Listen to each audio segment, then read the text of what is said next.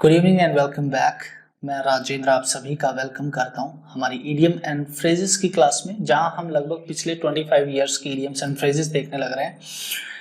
तो देखिए, बहुत ही इंपॉर्टेंट सेशन है ये। लगभग 15 मिनट से 20 मिनट का एक सेशन होता है जिसमें आप every day next 10 idioms discuss करने वाले हैं, आज भी रोज की तरह, जिनका meaning, picture, example and quiz. Of course quiz is really important to have. ये सब करने वाले हैं क्योंकि क्विज ही आपको बेसिकली जिस पर्पज से आप यहाँ प्रिपरेशन कर रहे हैं तो वो है आपकी क्विज। अगर आप में से कुछ लोग चाहते हैं कि उनका कम्युनिकेशन स्किल्स भी बिल्डअप हो, तो वो साथ में इन इडियम्स एंड फ्रेजेस को रिपीट करना शुरू कर सकते हैं। The more you repeat, the more you get the answers and you will be able to use in your communication skills in your spoken language. So ये आपको थोड़ा सा कॉन्फिडेंट करेगी। एक दिन हम बात करने वाले हैं कि वोकैबुलरी की क्या इंपॉर्टेंस है लाइफ में, डे टू डे लाइफ में। अगर आपके पास बहुत बड़ी लार्ज वोकैब है तो उससे आपको कितना कॉन्फिडेंस, क्या क्या चीजें संभव हो सकती हैं, उनके ऊपर भी हम जल्दी बात करेंगे। लेकिन हम थोड़ा सा इस कोर्स को आगे बढ़ाते हैं ताकि एक बार एग्जाम जो आने वाला है बहुत जल्दी, उसके लिए हम कम से कम idioms and phrases, antonyms, synonyms and one word से सारे क्वेश्चन सही कर पाए। तो टारगेट मेरा ये है। शुरू करता हूं आज की पहली idiom, beat around the bush. इधर उधर की बातें नहीं करना, to avoid taking about what is important. जैसे मान लो यहां पर देखिए, आप पिक्चर देखेंगे, beat around the bush. Bush एक पेड़ का नाम होता है जनरली। अवॉइडिंग द पॉइंट, ये लोग अगर इसको बीट कर रहे हैं तो साइड से बीट कर रहे हैं, पॉइंट पर नहीं मार रहे। तो इसका क्या मतलब है? इसका मतलब है कि मुद्दे की बात से भटक कर बात करना, ये कहलाता है beat around the bush. Let's have a sentence now, don't beat around the bush, get to the point. आपको ये बोला गया इस सेंटेंस के थ्रू कि आप इधर उधर की बातें करना बंद करो, get to the point, point पर आओ, सीधे मुद्दे पर आओ, क्या कहना चाहते हो। Let's move to the next idiom, make headway. Make headway का मतलब होता है प्रगति करना, अभिलाभ करना, यानी बिगिन टू सक्सीड। आप इस पिक्चर से थोड़ा समझ पाएंगे। Has the city made any headway in attracting new businesses. तो इस सेंटेंस का मीनिंग अगर मैं आपको समझा दूं तो मेक हेडवे आपको समझ आ जाएगा। सेंटेंस का मीनिंग यहां पर यह है कि क्या शहर ने नए व्यवसायों को आकर्षित करने में प्रगति की है। अब बात समझना, किसी भी शहर की प्रगति तभी संभव है जब वहां पे नए नए व्यवसाय स्थापित हो सके। तो क्या शहर ने ऐसी प्रगति की है कि यहाँ पे नए नए व्यवसाय आए हैं, यानी व्यवसाय करने वाले व्यवसायियों को आकर्षित किया है क्या शहर ने, ऐसा यहाँ इस सेंटेंस में बोला गया है। सो यहाँ पर ऐसा नहीं बोला कि बिगिन टू सक्सीड और एनीथिंग, सिंपल वर्ड नहीं है, एक इडियोमैटिक यूज हुआ है, बहुत ही बेहतरीन यूज हुआ है, made any headway. Made any headway, अगर आपको इसका मीनिंग नहीं पता है तो you won't get the right meaning. ठीक है, तो इन बातों को समझते रहिए। आप पेपर की कॉम्प्रिहेंशन में भी यहीं पे फंसते हैं। आप जब पेपर रीड करते हैं पूरा इंग्लिश में, तब उस समय आपको बहुत सारी चीजें समझ नहीं आती। उसका क्या मीनिंग है? उसका मीनिंग ये है कि आपने कभी idioms and phrases, phrasal words या वोकैब के थ्रू आप कभी गुजरे ही नहीं, तो आपको पेपर समझ कैसे आएगा। बट यहाँ पर हम थोड़ा सा प्रैक्टिस कर रहे हैं। Let's have 103rd idiom, make short work of something, तुरंत निपटाना, to deal with someone or something quickly and effectively. Make short work of it. ये कह सकते थे आप इसको, make short work of something। कैसे होगा ये देखना आप एक इस बार। ये भाई साहब को कुछ खाने को दिया गया, ये तुरंत सल्टाएगा। इसके तुरंत सल्टाएगा मतलब इसके ये ऐसा समझता है कि मैं डायरेक्ट ही खा जाऊं इसको, ठीक है, तोड़कर भी नहीं खाऊं। इतना जल्दी सल्टाना, किसी भी चीज को निपटाना, आप समझ गए होंगे क्या होगा। Let's have some sentences. Sentences आपकी थोड़ा सा और समझ को मजबूत करते हैं, बस इसीलिए लिखता हूं मैं ये। We made short work of the food that was put in front of us. हमने जो हमारे सामने खाना रखा था उसको हमने तुरंत सल्टा दिया था, तुरंत निपटा दिया था। इसका मीनिंग ये है।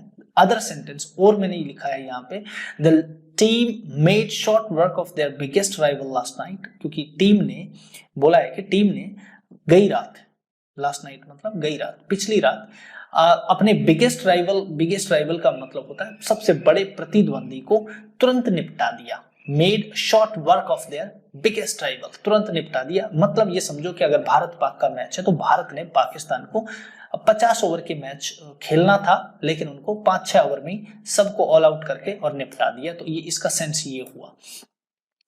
इन a nutshell, in a nutshell का मतलब होता है संक्षेप में, वेरी ब्रीफली।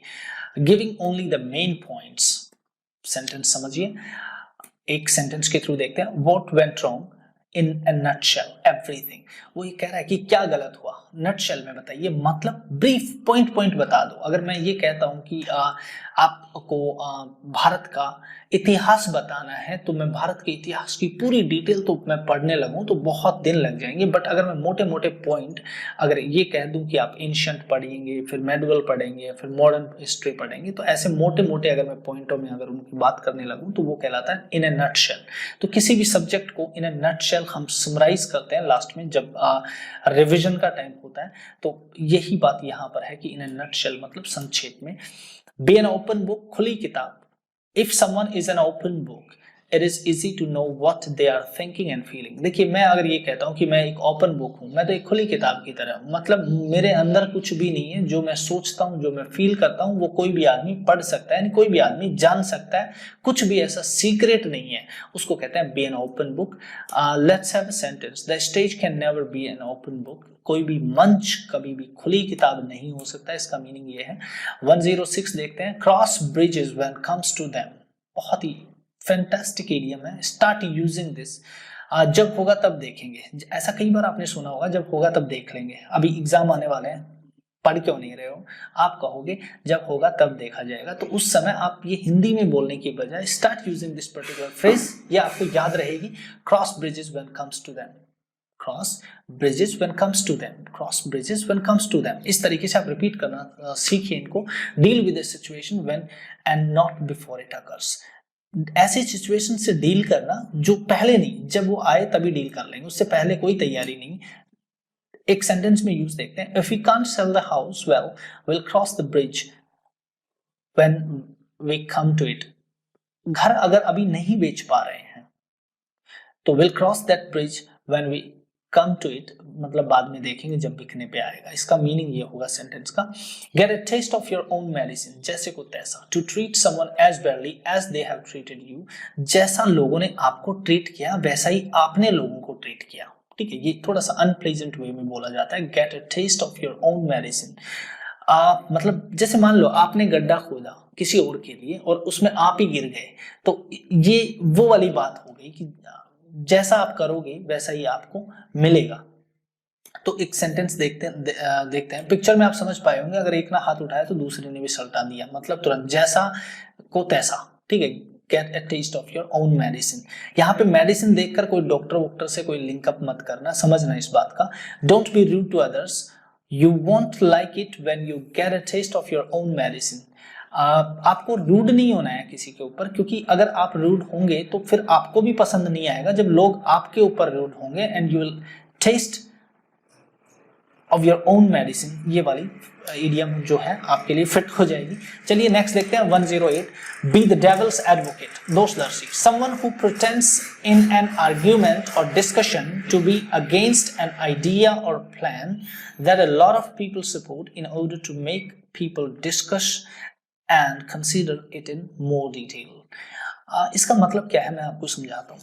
देखिए, कुछ लोगों का क्या होता है कि जैसे मान लो सब लोग किसी एक आइडिया या एक प्लान को सपोर्ट कर रहे हैं, बट एक आदमी अगेंस्ट बोलना शुरू करता है। तो वो क्या चाहता है, वो सिर्फ आर्ग्यूमेंट करना चाहता है, दैट्स इट, और कुछ नहीं होगा। अगर सब लोग ये कहते हैं कि आज बारिश होगी बादल देख के, और एक आदमी कहता है कि मैं लिख के दे दूं, बारिश का नाम नहीं आएगा, जबकि बारिश होने भी लगी है, फिर भी वो कह रहा है कि बारिश नहीं आएगी, ये तो ऐसे ही है।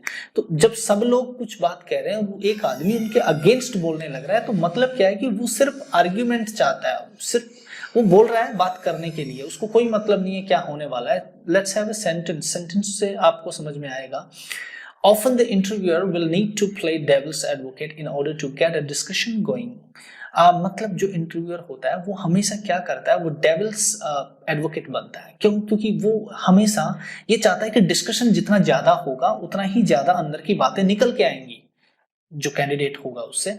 तो वो हमेशा गवर्नमेंट के अगेंस्ट या फिर जो जनरल सोसाइटी से अगेंस्ट कुछ जाके पूछता है, ताकि सामने से सब चीजें यानी डिस्कशन चलता रहे, डिस्कशन रुके नहीं, क्योंकि वो डिस्कशन करना चाहता है। तो उस चीज को कहते हैं डेविल्स एडवोकेट। आप याद रखेंगे इसको भी। Put one's card on the table, पूर्ण रूप से ईमानदार होना, to be honest about your feelings and intentions. देखिए आप पिक्चर से समझेंगे कि इसने अपने कार्ड दिखा दिए और ये ईमानदार होने का सबूत दिया है कि मैं अगर जीता तो इसलिए जीता है क्योंकि 4 के 4 एसेस मेरे पास है। Put your cards on the table, यहां से ये वाली बात ली गई है कि पूर्ण रूप से ईमानदार होना। I thought it was time I laid my cards on the table, so I told him that I had no intention of marrying him. इसका मीनिंग ये होगा कि मैंने सोचा ये सही समय है कि मैं एकदम पूर्ण रूप से ईमानदार होकर ये बता दूं कि मेरा इंटेंशन शादी करने का नहीं है। इस सेंटेंस का मीनिंग ये है। अब आप समझिए कि अगर आप laid my cards on the table, अब आप अगर इसका ट्रांसलेशन करने बैठे कि मैंने अपने कार्ड्स वहां टेबल पर रखे ये उस समय और फिर मैंने ऐसा बताया कि मेरा शादी करने का इरादा नहीं है, तो फिर कार्ड्स का क्या मतलब है? इस तरीके से रिलेशंस नहीं बनेंगे। Try to understand the meaning of particular idiom. इससे थोड़ा सा भाषा यानी आपकी जो लैंग्वेज है इंग्लिश वो थोड़ा सा ब्यूटीफुल बनती है अगर आप उनको यूज करना शुरू करते हैं तो। हालांकि एग्जाम में तो फायदा मिलेगा ही, उसके लिए तो जो फर्स्ट पार्ट है वो मैं आपको इसीलिए समझाता हूँ ताकि आप अच्छे से इडियम को समझें, थोड़ा शामिल कर सकें अपनी भाषा में। और सेकेंड पार्ट में मैं आपको एग्जाम का फियर दूर करता हूँ हर बार। तो लास्ट वर्ड आज का, it's all Greek to me, मेरी समझ से परे है। A way of saying that you do not understand something that is said और रिटन। आप क्या ये पढ़ के सुना सकते हैं मुझे? नहीं। क्यों? क्योंकि ये आपको कुछ समझ नहीं आएगा क्या लिखा हुआ है। It's all Greek to you, मैं ये कह सकता हूँ, और it's all Greek to me also, क्योंकि ये मुझे भी समझ नहीं आ रहा क्या है। तो इन्हीं को कहते हैं it's really hard to understand, hard to read और hard impossible to understand. Basically उसको कहते हैं हम it's all Greek to me. It's all Greek to me is my favourite idiom for the day. आप अपनी idiom, favourite idiom comment section में with scores, जो quiz में आपके स्कोर्स बनेगा उसके साथ जरूर लिखेंगे, उम्मीद करता हूं। चलिए एक नेक्स्ट सेंटेंस पढ़ते हैं हम इसका। Don't try to explain the technicalities of how this machine works, it would be all Greek to me. मतलब वो ये कहना चाह रहा है कि मुझे एक्सप्लेन करने की इसकी जो जितनी भी टेक्निकलिटीज हैं ये कि ये मशीन कैसे क्या काम करती है, ठीक है, इसकी जितनी भी तकनीकियां हैं वो मुझे मत सिखाओ क्योंकि मेरे लिए ये सब चीजें बिल्कुल समझ नहीं आती, मेरे लिए ये सब ग्रीक है। तो अब चलते हैं हम क्विज की ओर। क्विज करते हैं हम। Quiz number 101, beat around the bush. You have to pick the right answer out of the 4 options. So I'll give you around 2 to 3 seconds to pick up the right answer and then I'll show you the answer for each and every quiz. Avoid the topic, hide behind a bush, make excuses, accept defeat. Which one is the right answer? And today I'm not going to give you any of the hint in between. So choose the right one. Okay, now see the answer. Beat around the bush, avoid the topic. Now let's move to the second one. Make no headway. Check if the head can pass through, unable to progress ahead, unable to overtake anyone, forced to fix a new goal. Try to understand what exactly the meaning of this particular idiom and phrases. It might be slight changes from that slide. So now choose the right answer and I will show you the answer. I'll explain after that. Okay, now if you have chosen the right answer, now see the second option, unable to progress ahead. Make headway was क्या था? प्रगति करना, अविलाप, मतलब एक तरीके से success की ओर अग्रसर होना। बट यहां पर है make no headway, नेगेटिव। तो unable to progress ahead, आगे प्रोग्रेस करने से मतलब नहीं करने लायक, इसको ये कहा जाता है, नहीं करने योग्य। तो उसको यहाँ नेगेटिव है तो फिर नेगेटिव ही आंसर होगा। बस इतना सा यहाँ थोड़ा मिस्टेक था। अगर आप कर पाए सही तो बहुत अच्छी बात है। इसीलिए तो मैं जानना चाहता हूँ कि मुझे ये पता है कि कौन कहाँ पे थोड़ा कंफ्यूज हो सकता है। अगर आप इस कोर्स लिखते हैं तो ये मेरा इंटेंशन या मैं आपको समझ पाता हूँ कि आप कितना अच्छा समझ पा रहे हैं। नेक्स्ट मूव करते हैं हम 103 पर। Make short work of something, reduce the size, dispose of quickly, edit carefully, shorten some dress. Choose the right answer first.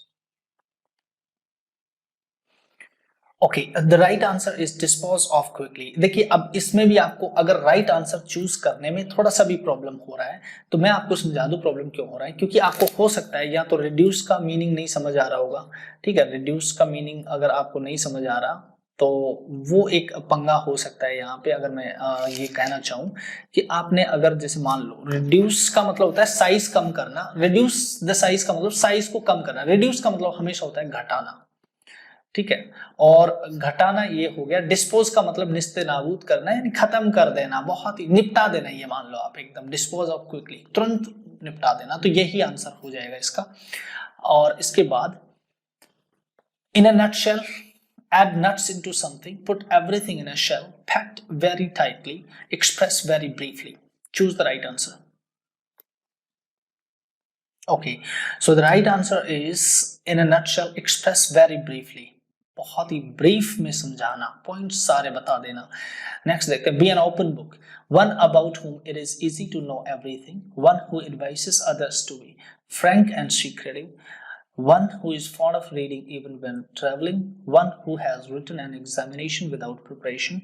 Choose the right answer, please.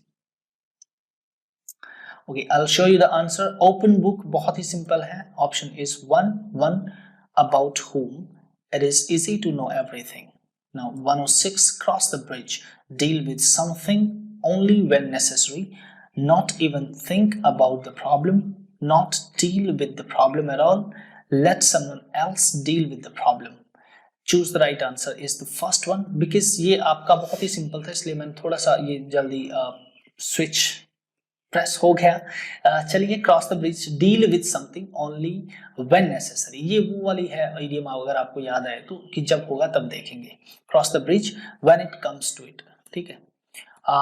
Next देखते हैं, get a taste of your own medicine, to make taste and take medicines for other, be treated by the same doctor, be given the medicine meant for others, be given the same treatment that you have given to others. Choose the right answer. Okay, if you have chosen the right answer, now see the right answer is fourth, be given the same treatment that you have given to others. जो treatment आपने किसी को दिया है वही treatment आपको मिल गया, उसको कहते हैं get a taste of your own medicine. जैसे को तैसा, फिर से रिपीट कर लो।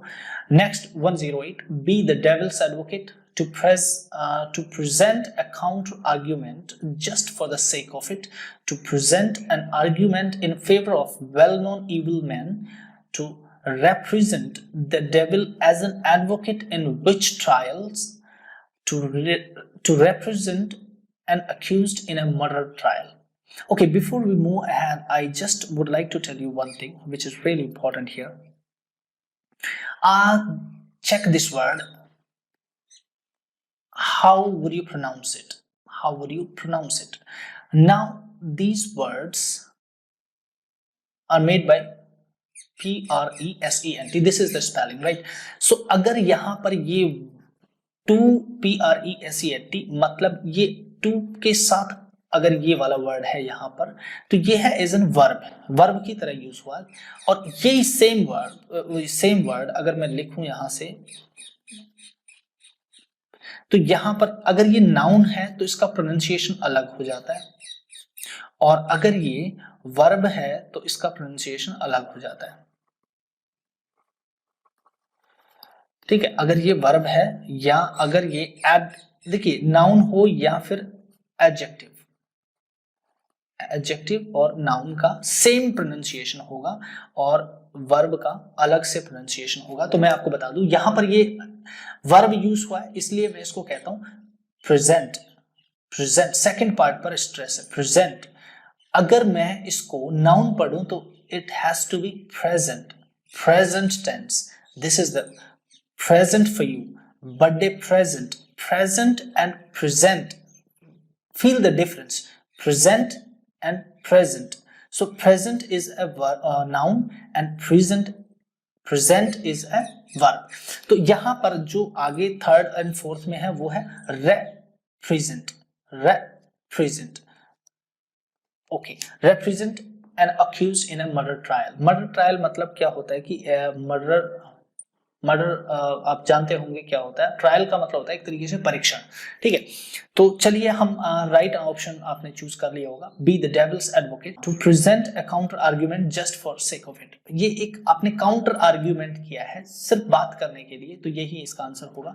9th, put someone's card on the table to be able to continue to deal a game of card, to be honest, to accept defeat. Put one's card on the table means होगा, choose करिए आप पहले, Okay, to be honest, very simple था. And today's the last is it's all Greek to me. Incomprehensible, intangible, inevitable, incredible. Okay, choose the right answer first of all. यहाँ पर आपको थोड़ा सा अगर आपकी वोकैब में तंगी है, हाथ बहुत ही तंग है अगर वोकैब में, तो you won't be able to select the right answer here. Though you know the meaning of particular phrase, but you are really uncomfortable to choose the right answer because you do not know the meaning of these options.